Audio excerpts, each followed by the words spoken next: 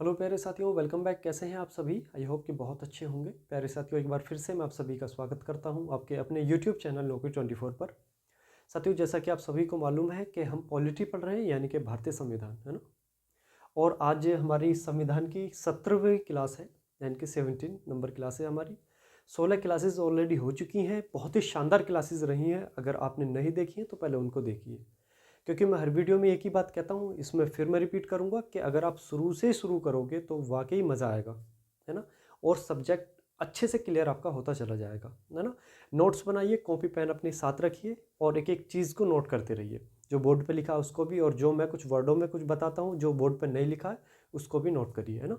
Notes का मतलब है शॉर्ट से शॉर्ट लिखना, यानी कि अगर मैं एक लाइन बोल रहा हूँ तो उस एक लाइन को एक वर्ड में आप लिख लो, है ना। ताकि एक समय ऐसा आएगा जब आपके पास समय कम होगा एग्ज़ाम को देखते हुए और आपके पास रिवीजन करने के लिए बहुत कुछ होगा। उस समय ये नोट्स आपके काम आएंगे, क्योंकि जो आपने शॉर्ट तरीके से लिखा है वो बहुत सारी चीज़ें आपने छोटे वे में लिख दिया और उसको अच्छे से आप और जल्द से जल्द आपको रिवीजन कर सकते हो उसका, है ना।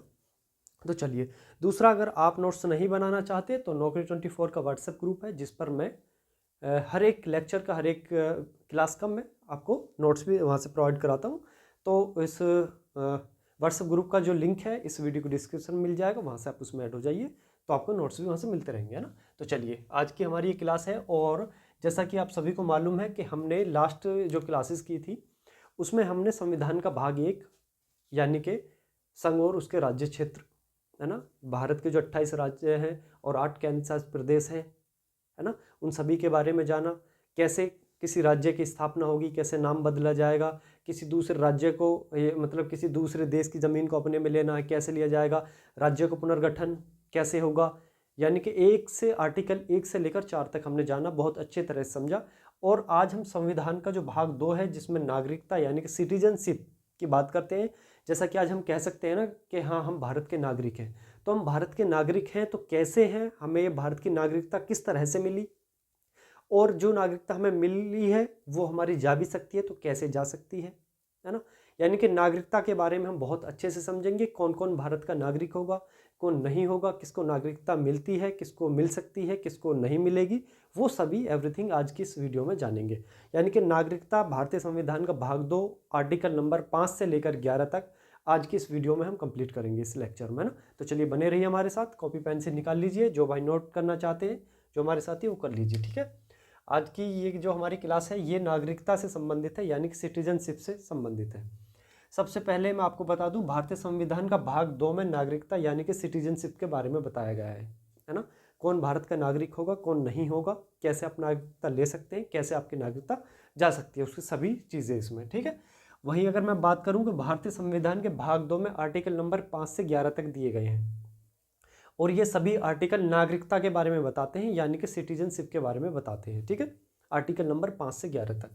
तो सबसे पहले आर्टिकल नंबर 5 को जानेंगे कि आर्टिकल नंबर 5 क्या कहता है, क्योंकि आर्टिकल नंबर 4 तक हम लास्ट क्लासेस में हम अपने देख चुके हैं। आज 5वीं ये आपका आर्टिकल रहेगा।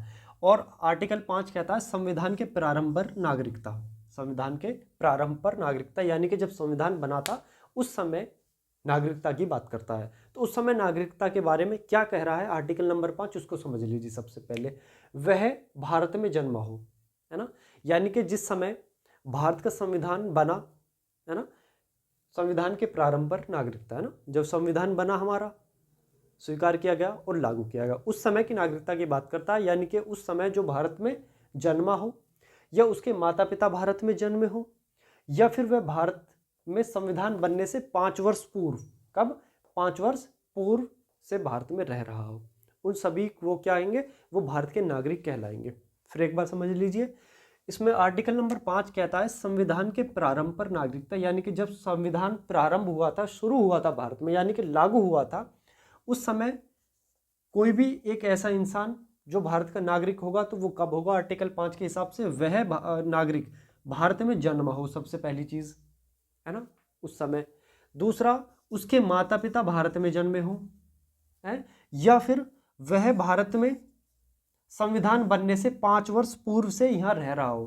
कब से रह रहा हो, 5 वर्ष पूर्व से रह रहा हो, यानी कि जो हमारा संविधान लागू हुआ 26 जनवरी 1950, इससे पहले से वो यहाँ रह रहा हो, ठीक है। यानी कि आप ऐसा समझ सकते हैं कि 1945 की बात कर रहा है, यानी कि कोई व्यक्ति जो 1944-45 से यहाँ रह रहा हो वो भारत का नागरिक कहलाएगा। वो कहलाएगा जिसके माता पिता क्या हुआ कि जिसके माता पिता आपके भारत में जन्मे हों, है ना। जिसके माता पिता भारत के हों तो जाहिर सी बात है फिर क्या होगा, उसके जो उसकी संतान है, जो उसकी औलाद है, जो उसका लड़का लड़की, वो भी क्या कहलाएंगे, वो भी भारत के ही कहलाएंगे, है ना। वह भारत में जन्मा हो। ये है आर्टिकल नंबर 5। आई होप कि आपको समझ आया होगा, है ना।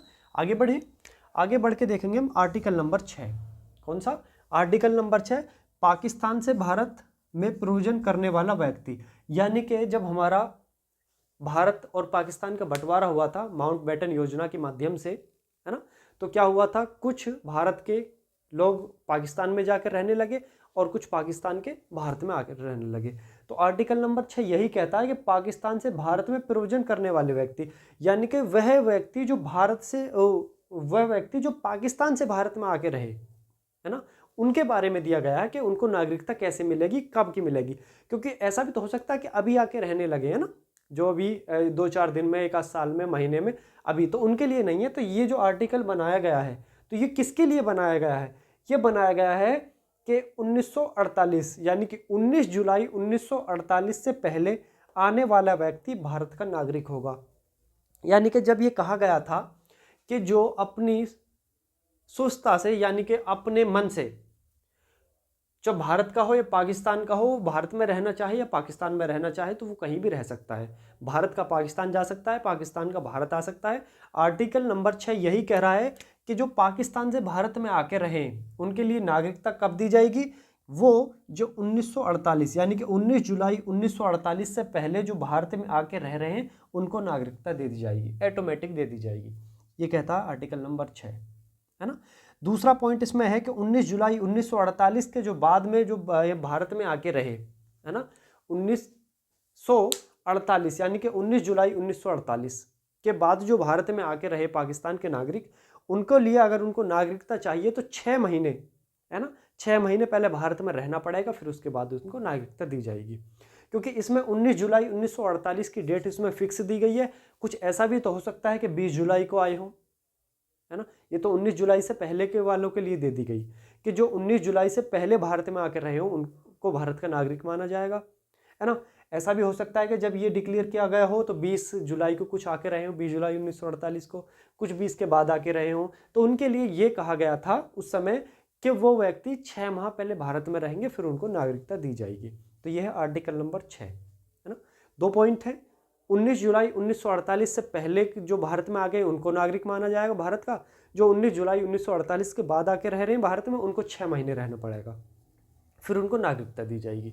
ये आर्टिकल नंबर 5 और 6 आपका हो चुका है। आगे बढ़ें तो आर्टिकल नंबर 7 देख लीजिए।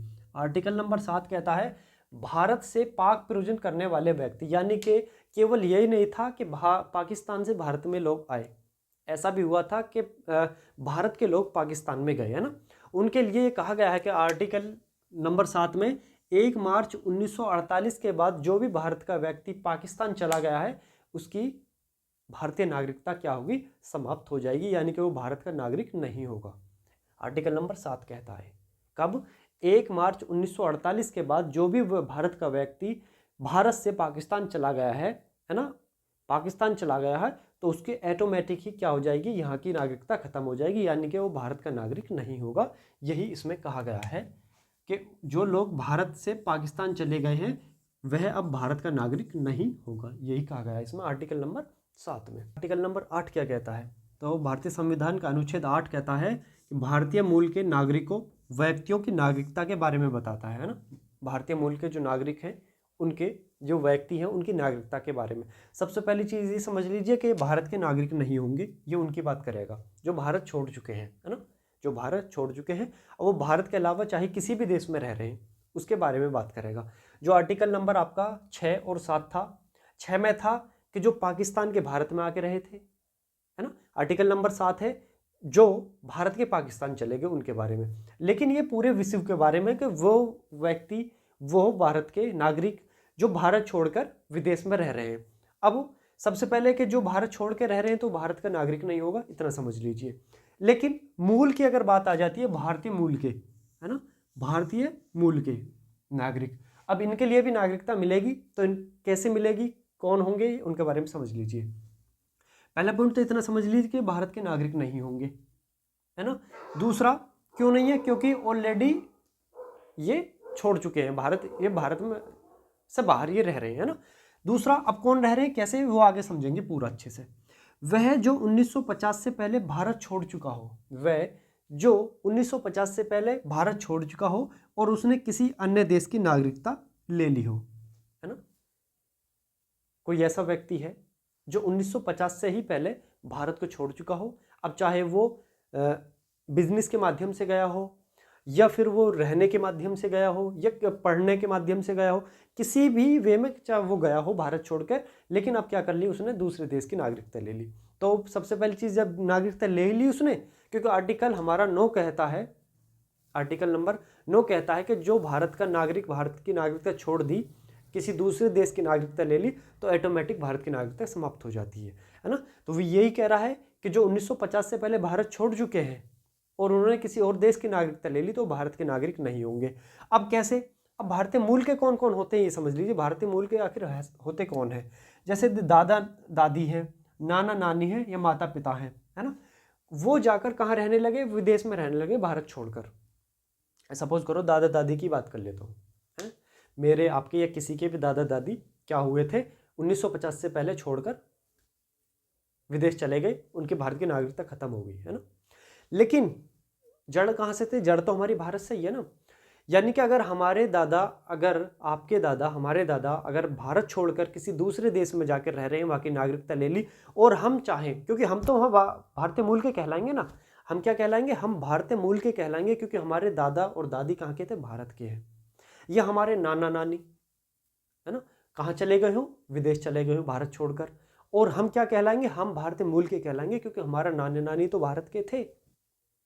या हमारे माता पिता भारत छोड़कर विदेश चले गए हो, किसी भी देश की नागरिकता ले ली हो, तो हम क्या कहलाएंगे, हम भारतीय मूल के कहलाएंगे, है ना। क्योंकि जो दादा दादी, नाना नानी, ये माता पिता, ये तो भारत के ही हैं ना, है ना। जब ये भारत के हैं तो हम भारतीय मूल के कहलाएंगे, और हमको भी नागरिकता मिल जाएगी। अब मिलेगी किस वे में, ये समझ लीजिए, है ना।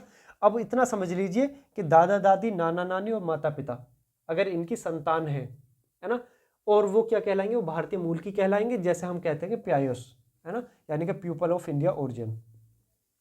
वह व्यक्ति जो भारत के थे, 1950 से पहले भारत छोड़ चुके हैं और किसी दूसरी की नागरिकता ले ली है, और उनके जो बच्चे हैं वो भारतीय मूल के कहलाएंगे, वो खुद भारतीय मूल के कहलाएंगे, है ना। जैसे आपने कमला हैरिस का नाम सुना होगा, है ना, अमेरिका, जिन्होंने अभी चुनाव लड़ा था, वो भारतीय मूल की है ना। बहुत सारे हैं, ठीक है। सुनीता विलियम है, भारतीय मूल की है, हालांकि वो भारत में नहीं जन्मी, है ना, लेकिन उनके माता पिता, उनके दादा दादी, उनके नाना नानी, कोई तो भारत का रहा होगा, तो भारतीय मूल के कहलाएंगे, ठीक है। इतना समझ लीजिए। आर्टिकल नंबर 9 की बात करते हैं। आर्टिकल नंबर 9 कहता है कि वह व्यक्ति जिसने भारत छोड़कर किसी दूसरे देश में रहने लगा, वहां की नागरिकता ले ली, तो ऑटोमेटिक भारत की नागरिकता समाप्त हो जाएगी। ये कहता आर्टिकल 9, यानी कि 9, है ना। किसी दूसरे देश की नागरिकता लेने वाला भारत का नागरिक नहीं होगा, ये आर्टिकल नंबर 9 कहता है, ठीक है। आर्टिकल नंबर 10 के बारे में जान लेते हैं। आर्टिकल नंबर 10 क्या कहता है। आर्टिकल 10 कहता है नागरिकता के अधिकारों का रहना, बना रहना, या फिर उसकी निरंतरता, है ना। आर्टिकल नंबर 10 का क्या मतलब है, इतना समझ लीजिए। सबसे पहले अनुच्छेद आर्टिकल नंबर 5 से 8 तक, 5 से 8 तक अगर संसद कोई संशोधन इसमें नहीं करती है ना, अनुच्छेद 5 से 8 तक संसद यदि कोई संशोधन नहीं करती है, तब नागरिकता वैसी ही की वैसी बनी रहेगी। यानी कि आर्टिकल नंबर 5 से 8 तक, है ना। 5 में तो आपको ये बता दिया गया था कि संविधान के प्रारंभ पर जो नागरिकता है कि कैसे कैसे है, भारत में जन्मा हो, है ना, उसके माता पिता भारत में जन्मे हो, या फिर वो भारत के जो संविधान बना था उससे पहले 5 वर्ष से यहाँ रह रहा हो, इसमें कोई बदलाव करना चाह रहा हो, या पाकिस्तान से भारत में आने वाले, या भारत से पाकिस्तान में जाने वाले, है ना, या फिर भारतीय मूल के नागरिकों की नागरिकता। यानी कि इन तीनों अगर आर्टिकलों में अगर संसद कोई भी संशोधन नहीं करती है, तो बिल्कुल वैसी की वैसी बनी रहेगी जो इसमें शर्तें दी गई हैं। समझ आया। यानी कि आर्टिकल नंबर 10 कहता है कि आर्टिकल नंबर 5, 6, 7 और 8, 5, 6, 7 और 8, यानी कि इन चारों आर्टिकलों में जितने भी अनुच्छेदों में जो भी शर्तें हैं वो वैसी के वैसी ही तब तक बनी रहेंगी जब तक संसद इसमें संशोधन ना कर दे कोई भी, है ना। ये आर्टिकल नंबर 10 कहता है। जैसे भी जो भी शर्तें दी गई हैं, जो भी शर्तें दी गई हैं, जैसे आर्टिकल नंबर 6 में शर्त दी गई है कि 19 जुलाई 1948 से पहले आने वाला व्यक्ति भारत का नागरिक होगा, है ना। अब ये शर्त तब तक बनी रहेगी जब तक संसद इसमें कोई संशोधन ना कर दे, है ना। संसद अगर संशोधन करती है तभी इसमें बदलाव हो सकता है, वो चाहे जैसे इसमें 19 जुलाई 1948 की डेट दे रखी है ना, वो अगर संसद इसमें संशोधन करके इस डेट को चेंज भी कर सकती है, साल को चेंज कर सकती है। 1948 की जगह 46 कर दे, 48 की जगह 50 कर दे, है ना। 19 जुलाई की जगह कोई भी डेट कर दे, कोई भी महीना कर दे। यानी कि ये जो शर्तें हैं आर्टिकल 5, 6, 7, 8, जितनी भी शर्तें हैं इन अनुच्छेदों में, ये तब तक बने रहेंगे जब तक संसद इसमें कोई परिवर्तन यानी कि इनमें कोई संशोधन ना कर दे। और याद रखेंगे जो संशोधन होगा वो साधारण बहुमत से होगा। साधारण बहुमत का मतलब मैं पहले भी बता चुका हूं कि साधारण बहुमत का मतलब होता है कि उस समय सदन में उपस्थित लोगों का बटे 2 + 1, है ना।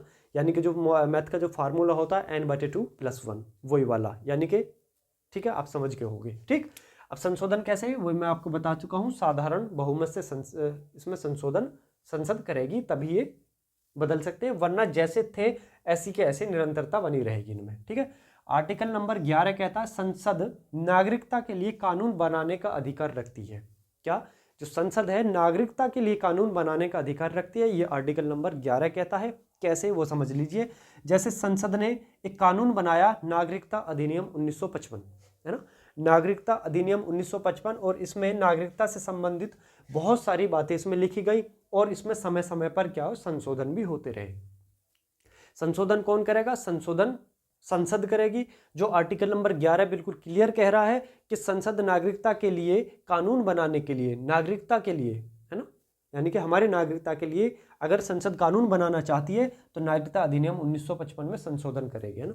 जो समय समय पर पहले कानून बनाया, नागरिकता अधिनियम 1955 में कानून आया, फिर समय समय पर इनमें संशोधन भी हुए। तो वो कब हुए? 1986, 1992, 2003, 2005, 2015 और 2019 का जो अभी लेटेस्ट यानी कि हुआ था, जिसको हम सिटीजनशिप अमेंडमेंट एक्ट के नाम से जानते हैं, जिसमें जगह जगह क्या हुई, धरना प्रदर्शन हुए, जुलूस वगैरह निकाले। ठीक है, वो वाली इसमें ही आ जाते हैं। ठीक है, आई होप कि यहाँ तक समझ आया होगा। फिर आगे बढ़ते हैं। अब एक पॉइंट और देख लीजिए कि हम नागरिकता की तो बात कर रहे हैं कि नागरिकता के भारत का नागरिक कौन होगा, तो कौन तो होगा ये तो समझ आ गई, लेकिन कैसे कैसे होगा ये और समझ लीजिए कि नागरिकता अर्जन की अगर हम बात करते हैं तो कैसे होगा। एक तो सबसे पहले जन्म के आधार पर, यानी कि भारत में जो जन्मा है वो भारत का नागरिक होगा।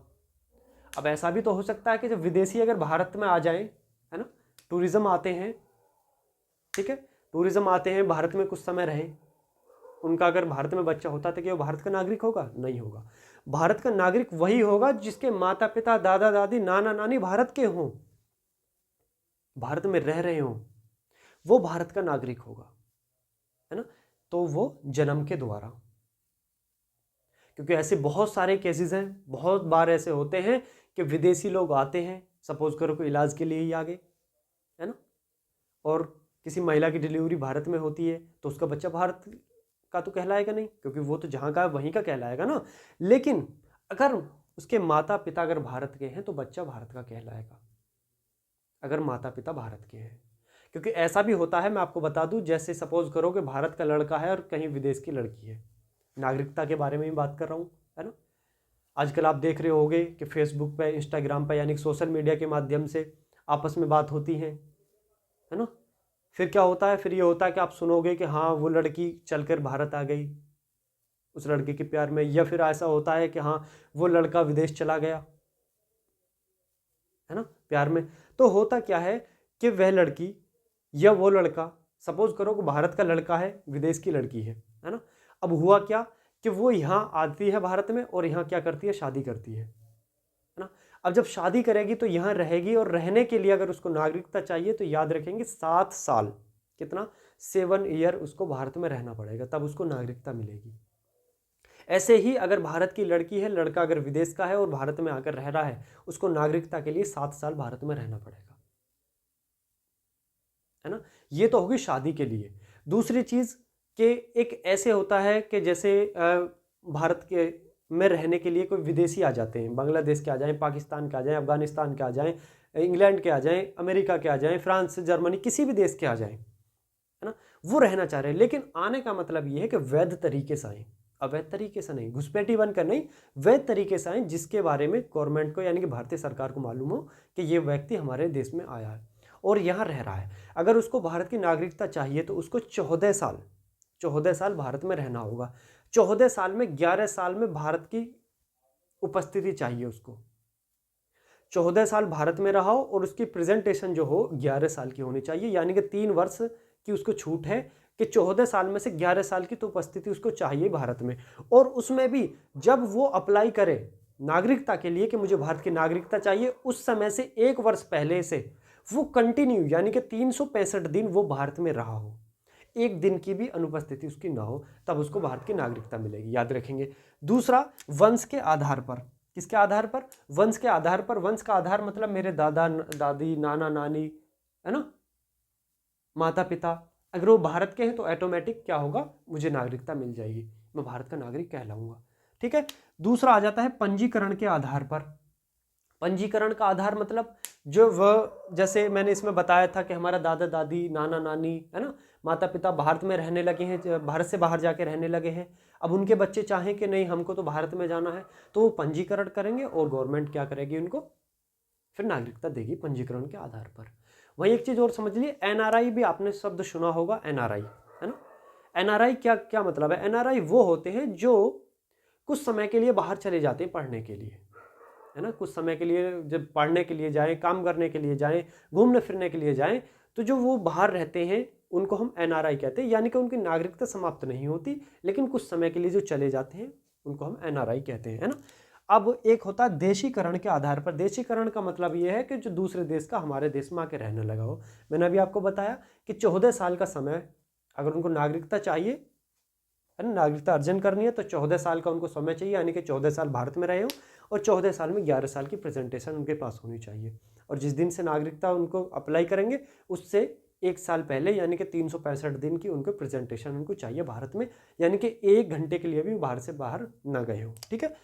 और दूसरा, भूमि अर्जन द्वारा। भूमि अर्जन का मतलब है, जैसे भी आपने सुना होगा कि हमारा 26 जनवरी 2015 को एक संविधान संशोधन हुआ था, बांग्लादेश और भारत में जमीन का आदान प्रदान हुआ था। भारत का कुछ हिस्सा बांग्लादेश पे चला गया और बांग्लादेश का कुछ हिस्सा भारत पे आ गया, यानी कि जो हिस्सा जमीन का गया है ना, या जो हिस्सा भारत पर आया है बांग्लादेश का, जो जमीन का हिस्सा आया तो उसमें कुछ लोग भी आए हैं, कुछ गांव भी आए हैं, कुछ घर भी आए। जो वो लोग हैं, है ना, जब जमीन हमारी होगी तो वो लोग भी हमारे होंगे, है ना, उनको ऑटोमेटिक ही नागरिकता मिल जाएगी। यानी कि अगर हम जमीन का आदान प्रदान कर रहे हैं, है ना, यानी कि हम देना नहीं, हम ले रहे, अगर किसी देश से हम जमीन ले रहे हैं, उसमें अगर वो लोग कुछ लोग बसे हुए हैं, जब जमीन हम लेंगे तो वो लोग भी हमारे होंगे और उनको इस आधार पर, भूमि अर्जन के आधार पर भी नागरिकता मिल जाएगी, है ना। वहीं अगर मैं नागरिकता समाप्ति की बात करता हूं कि नागरिकता समाप्त कैसे होगी, नागरिकता की परित्याग, यानी कि कुछ अपनी स्वस्थता से, यानी कि खुद अपने मन से कुछ नागरिकता अगर छोड़नी चाहते हैं, है ना। जैसे मैं कहूँ कि कोई भी एक कि सपोज करो ए व्यक्ति है, ए नाम का कोई व्यक्ति है, वो भारत में रहना नहीं चाहता, ए नाम का व्यक्ति भारत में रहना नहीं चाहता, वो क्या कहेगा, वो गवर्नमेंट से कहेगा मुझे भारत में नहीं रहना, यानी कि मुझे भारत की जो नागरिकता, सिटीजनशिप है, उसको मुझे त्यागना है ना। तो उसकी अपनी खुद की किस चीज़ पे, खुद की सहमति पे उसकी नागरिकता क्या हो जाएगी, खत्म हो जाएगी, है ना। क्योंकि वो जब यहाँ का नागरिक नहीं होगा तो जाहिर सी बात है किसी और देश में जाएगा, है ना, तो वहाँ की नागरिकता लेगा। फिर दूसरी चीज़, नागरिकता की समाप्ति।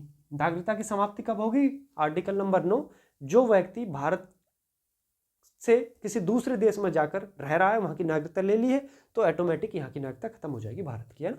दूसरा, तीसरा, नागरिकता से वंचित करना, है ना। नागरिकता से वंचित करने का मतलब है कि कुछ आप ऐसा कर दो जो देश के खिलाफ हो, संविधान के खिलाफ हो, है ना, या देश को खतरा हो, कुछ भी ऐसी चीज़ आप कर दो जिसको सरकार के को ये लगे कि ये भारत की नागरिकता के लायक नहीं है, तो सरकार उसको नागरिकता उसकी समाप्त कर देगी। अब नागरिकता की समाप्ति का मतलब ये नहीं कि नागरिकता समाप्त करके उसको बाउंड्री से बाहर फेंक देगी, नहीं रखेगी, या तो भारत में ही रखेगी, भारत में नहीं रखेगी तो अगर कुछ ने ऐसा अपराध कर दिया, किसी ऐसी अपराध की श्रेणी में आ गया कि जो बहुत खतरनाक है, तो उसको जेल में डाल देगी, है ना, उसको क्या कर देगी, जेल में बंद कर देगी। या फिर भारत में भी रहेगा तो उसको वो सुविधाएं नहीं मिल पाएंगी जो भारत के एक नागरिक को मिलती हैं, जैसे आर्टिकल नंबर 15, 16, आर्टिकल 19, आर्टिकल 29 या फिर आर्टिकल नंबर 30।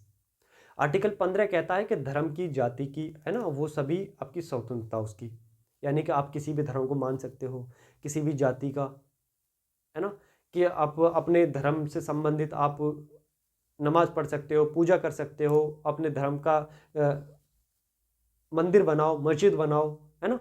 वो आर्टिकल नंबर 15 उसकी आपको, उनको आज़ादी नहीं मिलेगी। दूसरा आर्टिकल नंबर 16 जो एक नौकरी वाला अवसर मिलता है ना, वो उनको नहीं मिलेगा।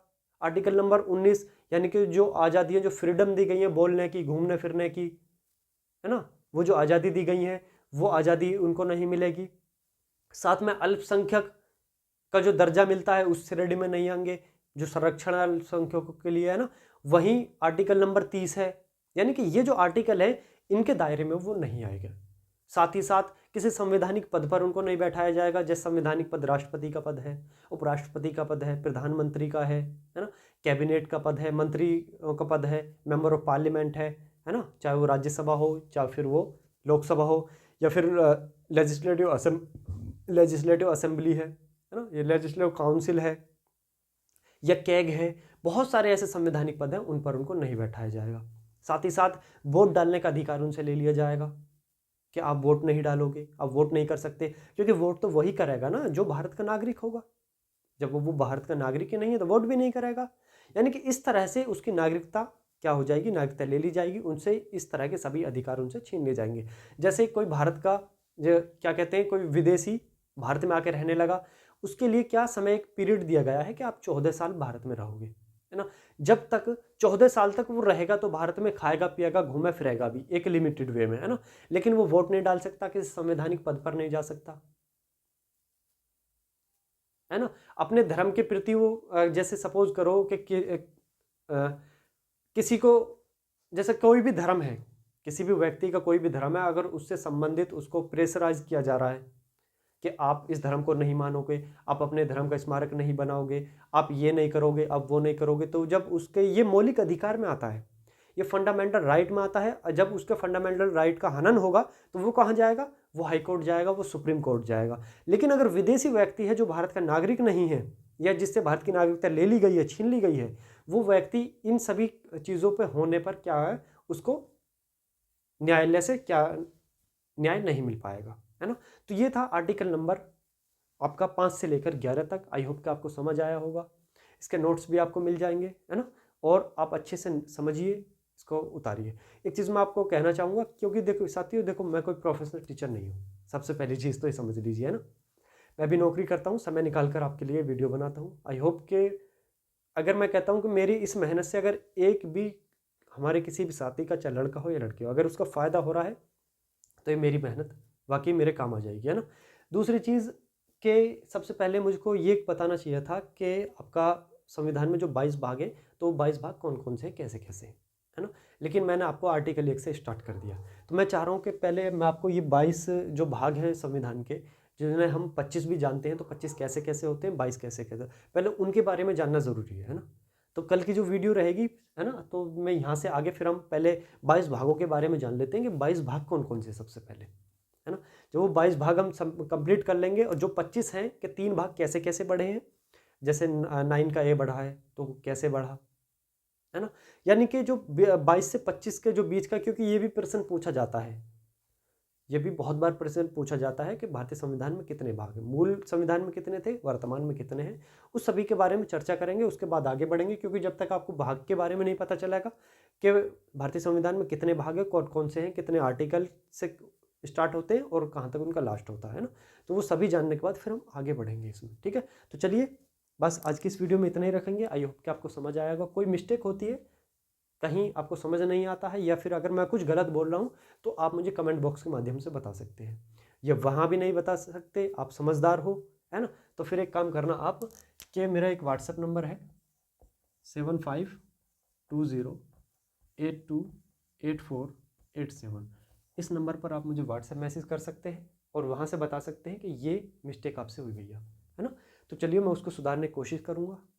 फिलहाल आप इतना उतार लीजिए और नोट्स भी आपको मिल जाएंगे। Nocket24 का व्हाट्सएप ग्रुप है, इसका लिंक मैं इस वीडियो के डिस्क्रिप्शन में दूंगा, है ना। अच्छे से तैयारी करें, बहुत ईमानदारी के साथ में पढ़ाई करें, सिलेक्शन होगा ज़रूर होगा, है ना। तो चलिए, धन्यवाद।